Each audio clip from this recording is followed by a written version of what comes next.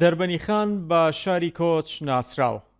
لابەر سنوورداری هەلی کار و ژیان بۆ گەنجان سێ دەیە گەنجەکانی بەلێشا و کۆچی ناوخۆیی و دەرەکیەکەن بۆ دەستکەوتنی کار و ژیان. ئاماری فەرمی نییە، بەڵام ئامارە نافەرمیەکان ئاماژە بە کۆچکردنی ساڵانەی سەدان کەس و لە ماوەی 30 ساڵی ڕابردووش 10,000 کەس دەکەن.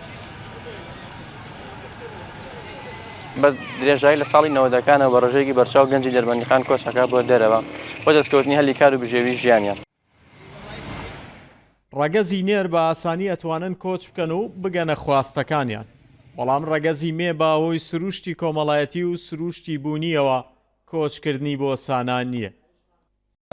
وەکەزانین شاری دەربەندیخان هەڵکەوتەی جوگرافیەکەی و بار و دۆخە کۆمەڵایەتەکەی کە لێرە هەیە هەلی کار بە شێوەیەکی ئەستەم دەستگەنجەکان نەکەوێت، یعنی ئەو گەنجانەی کە لێرە ڕەگەزی نێر نەتوان شارەکە و گۆڕن وڵاتەکە بگۆڕن بۆ دەستکەوتنی هەلی کار، بەڵام ئەمە بۆ ئافرەتان تۆزە ناڕەحەترە بۆ خانمانی شارەکە و ئەم خولانەی ئێمە چۆنەڵی کاریگەری لەسەر بازار و ناوەندەکارەکانی ئێستا ئەکات، چون کۆمەڵی خولی مۆدێرنن و ئێستا نوێنەمانەوێت جیهانی کارکردن گۆڕا بە شێوەیەکی دیجیتاڵی و هەمچ خولی مارکتینگەکە چ خولی گرافیک دیزاینەکە کار لەسەر ئەو خانمانەکانە و گەنجانەی کە لێرە بەشداریان کرد بۆ ئاشنابوون بە بازاری کاری ئەمڕۆ و ئاشناکردنیان بە ئیشی ئەمڕۆ.